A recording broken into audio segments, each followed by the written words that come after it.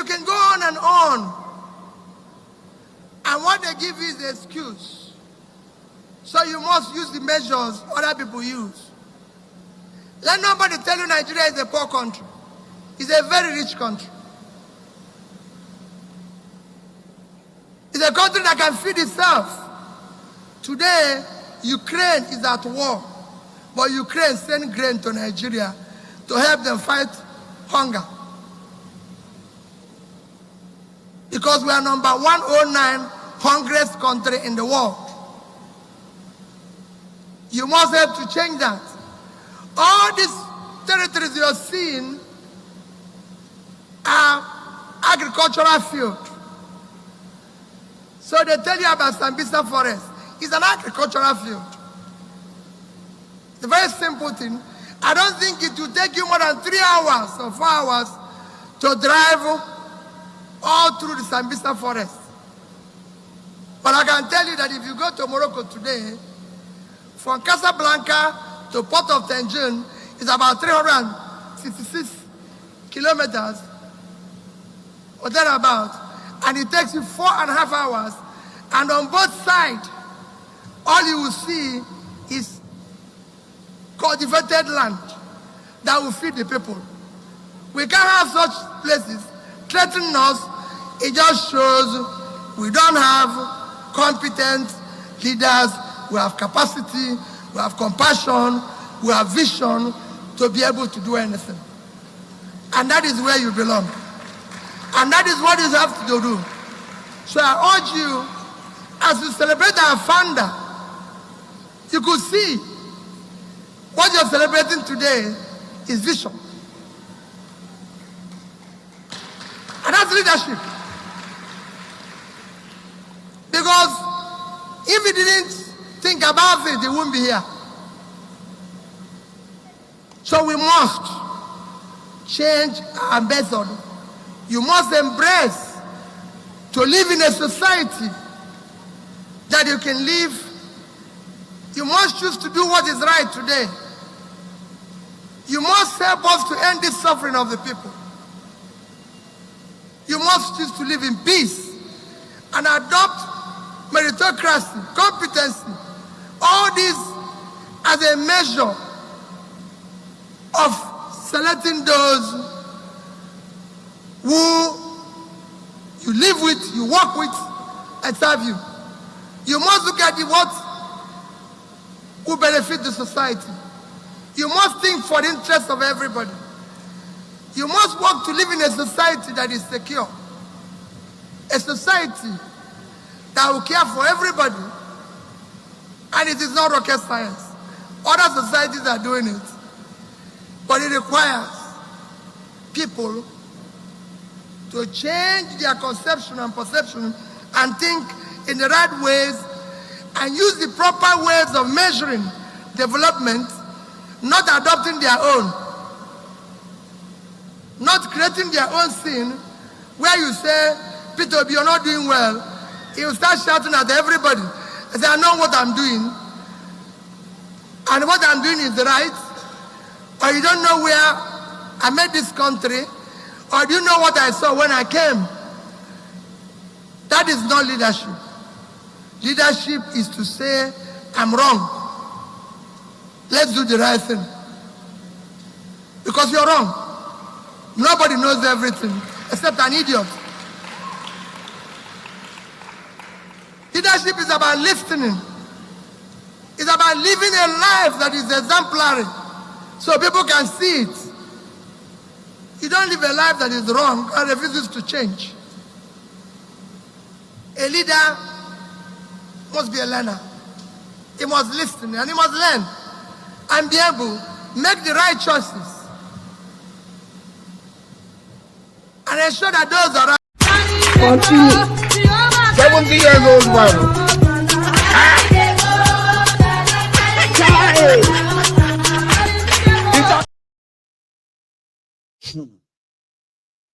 And what did Tinubu tell you when he was to be held responsible? He sent you back to your governors. Have you forgotten? Dear brothers and sisters, yes, I am in charge here today. But you are running a constitutional democracy. I will appeal to you to summon the governors.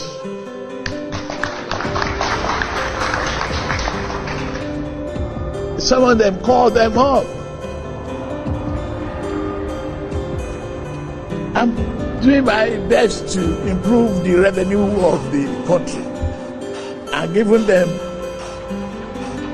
their due.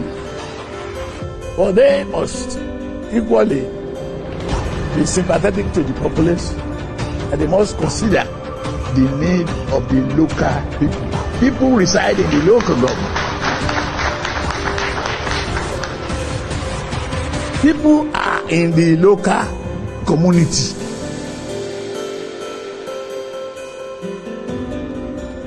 That is where they reside. That is where they feed. That is where they garden. That is where they cook.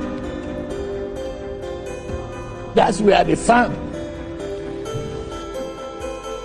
If the local government are not free, and the leaders don't hang on to the number, we have 774 local government. It's just a number. Is it effective? Is it reaching the real people? Who is being held accountable for this money? Maybe we should look and recalibrate. One version that was good 4 years ago might not be good today. And when we won the votes, we go to the locals. When we get the votes, we move to Abuja.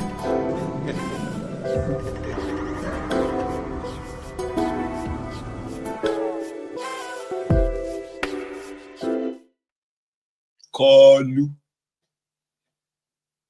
Abi? Abi? Kolu will say something, I will be like, Abi? Abi? Anyway, away from that, it's not different from this one too. Listen to this Kadobi. The Izaleko Ebefiole. 2022 alone, the potential revenue loss due to a less flexible FX regime was approximately 6.2 trillion naira, compared to 4.5 trillion from fuel subsidies. I.e., we have all been complaining about the loss to governors, to the government, federal government's coffers from the fuel subsidy.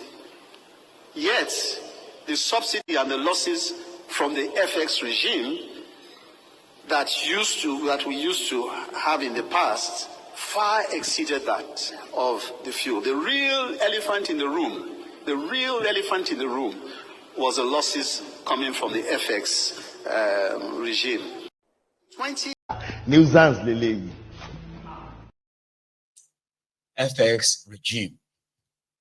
The same people that are borrowing money to defend Nigeria Naira. The same criminals that announced the floating of Nigeria Naira. Do you remember that? That it wasn't only subsidy they removed. They also threw Nigeria Naira to the dogs. Then they came back late, initially said, market forces will determine how much Naira we exchange for.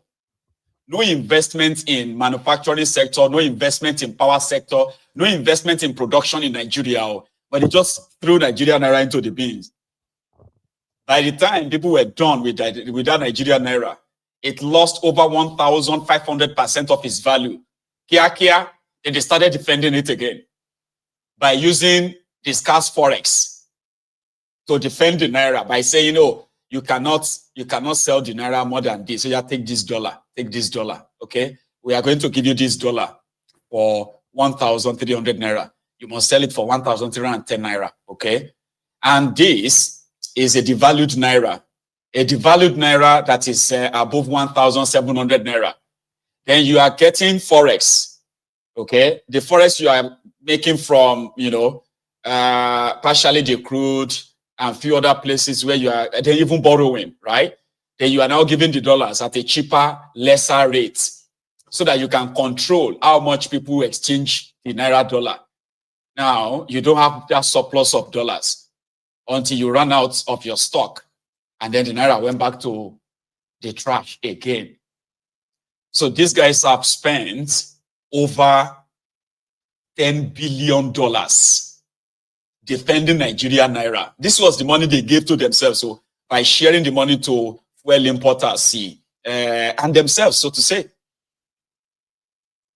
They were always announcing it. We have shared $600 million to the Bureau de Change. Remember when they sacked all the Bureau de Change in Nigeria? Then they reissued the license to them, to the ones they preferred. And they started giving them dollars, so that they can reduce that naira going to 2,000 naira to $1, 3,000 naira to $1. So they were using the dollars to defend the naira by sharing dollars at a subsidized rate to Bureau de Change. How if it finish Nigeria? How to buy Nigeria, Gemma? I can't tell you, say, it's like calling naira and say, hey, you, the economic hitman, Nigeria naira, pardon, then turn around to blame what it was before then, not what it is with them right now. So the report we received is that the same central bank, they moved some part of central bank to Lagos last year. And the northern Nigeria were mad.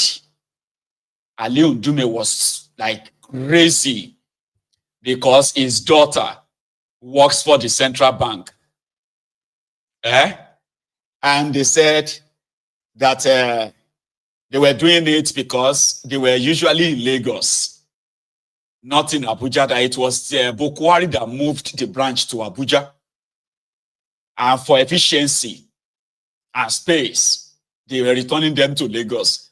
Finally, they've announced that you get, they won't sack them, but they say they are retiring 1,000 people, 1,058 people. Now, from that 1,058 people, they want to retire. They are ready to pay them off. It's like give them severance package, 53 billion naira. They will pay them. They are from northern Nigeria. You know that the north, they are not investing in the education of their people. Now, the northern elites, their children, the children of their clerics and all of that, they are given appointments in the Massa, Central Bank, DMO, all these lucrative sort of agencies in Nigeria. You will see the ratio there is like 70% northerners, 30% the rest of you southerners. And that is why, whether na NNPC, whether na CBN, whether it is NIMASA, whether it is in all those places, you will see them there. When it is time for leadership, even if you remove this one, another northerner is waiting to take over. They put their people there to hold those positions forever. So you would have to go over them. If the president is from the south, you would have to go over some of them to put his own people there, like the impunity system that you run. So Tinubu is not only clearing house. In some places, they've secretly sacked some of them. But others that they know that may raise eyebrow, like Central Bank, they are about to sack 1,058 of them.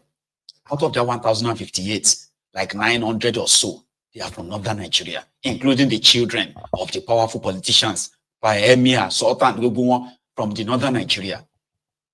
But they don't want to sack them. They said, remember they said, if you can't move to Lagos, you can resign. So they've rearranged it now. that, okay, you know what, we are just going to actually retire you. Imagine you getting employment in central bank.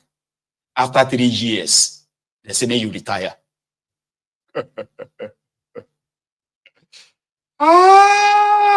Lord, Nigeria will share help. Nigeria cannot survive it. So Tinubu is ready to pay them off. 53 billion naira to pay them pension and say, yeah, retire, go home. And the North is not having that. It's not about the money. It's not about the money. It is about the future. Because the future central bank governor, future deputy central bank governor, all this operation, director of operation, Nigeria printing and minting press. Now, you get now, they were supposed to be positions to be held by Northerners, but they are replacing them with Southerners, especially Yorubas. You as a Yoruba, you probably will be smiling. That is why Nigeria is a fake country. It is not about merit. It is not about meritocracy. It is impunity, all in all. You know, impunity. It is man knows man, man knows man. And you will never get any full, what do you call it? You will never get any full potential of the people. Never. So with Tinubu, the northern Nigeria don't enter one chance. So today, they had to move it at their National Assembly and the House of Representatives. They have now given the order to the central bank. No, don't do that. Put a hold on it. Put a hold on what they have already concluded. It's just about the dates. All the 1,058 people they want to sack, they've already received their notification already. They know themselves. They've told them how much they will pay them as they are leaving. The people that will take over the space, they've interviewed them, they've already enlisted them. So whether they do it now or they do it next December, it doesn't really matter. It is a foregone issue. Those ones who brag that Tinubu must stop that nonsense of relocating a section of central bank to Lagos. He must stop it. What did they do to him? They cannot do anything. You can't do nada. And some said it is karma. Maybe it is. Maybe it is not.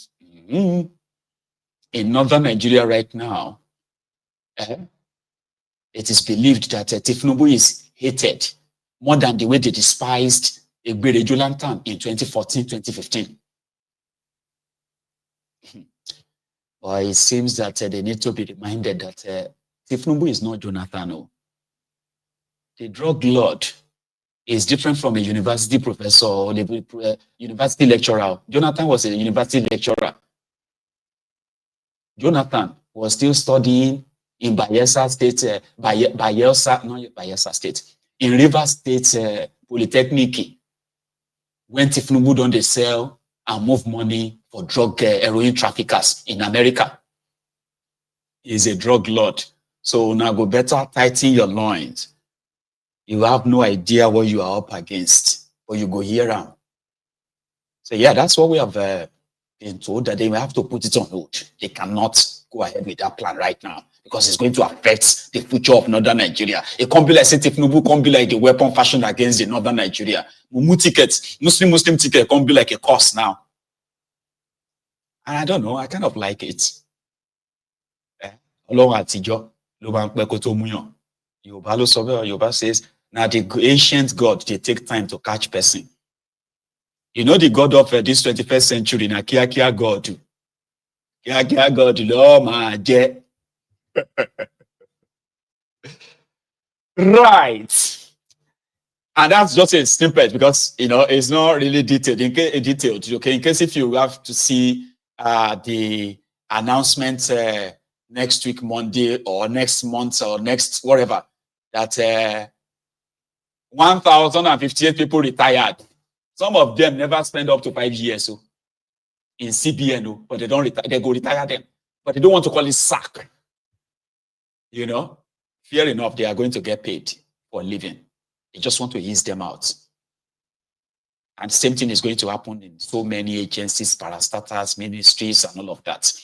Before Tinubu gets to 2026, I'm just telling you. As for Emefiole, yeah, they are still holding him. And now it is obvious that when Emefiole printed money for Bokuwari, 27.5 trillion, there's a chance that Emefiole didn't actually give Bokuwari the 27.5 trillion. Emefiole probably makes some for himself too. Emefiole is now the APC, Ebekebese Diezani. Remember the Diezani stories? Well, today, it came to the news center that the EFCC, they have been given the go-ahead to confiscate over 700 duplexes and then apartments in Abuja. Emefiole and his gang were planning to build 774 houses in an estate, in a land that was, confiscated as well, like Werewike is doing right now. But they started building houses there. Although some people said that the houses and the apartments are not up to 700, but EFCC and others said that they have been given the go-ahead to confiscate 753 houses, apartments.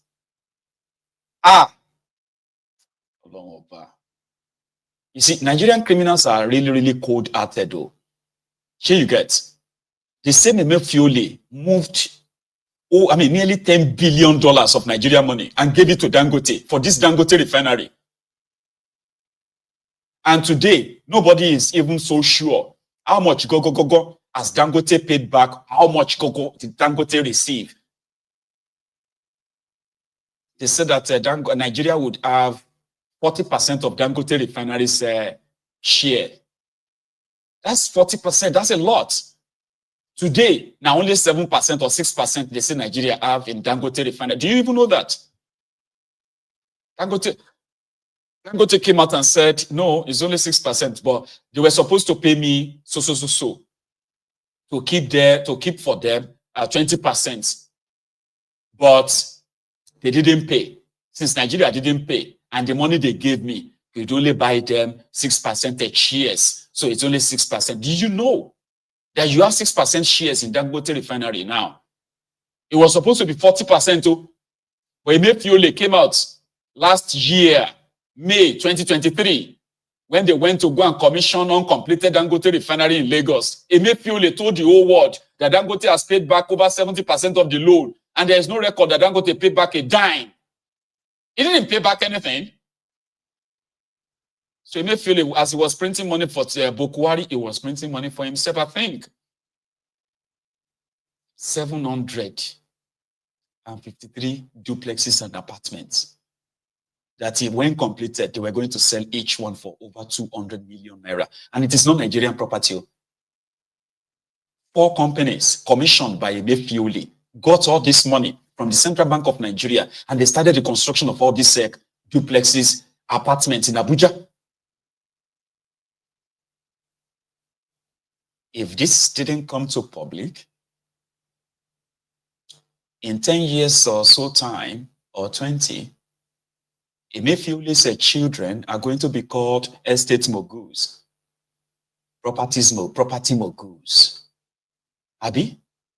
You have the children of some of these looters. Some of them are dead, still, or some are still alive, and their children today are being called business acumen, with business mogul, stolen money, Nigeria's money.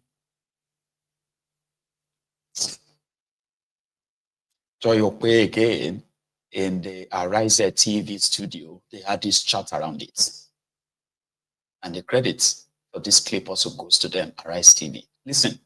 The Economic and Financial Crimes Commission announced on Monday that it has recovered 753 units of duplexes and other apartments in Abuja that were fraudulently built by a former top brass of the government who is being investigated by the agency. EFCC, in a lengthy post on X, said that the forfeiture of the property is the single largest asset recovery by the agency since its inception in 2003, while some Nigerians on X have questioned the identity of the former government official involved in the crime. Let me take this reaction from Mr. Ebony. He wrote, "What is the name of the former top government official?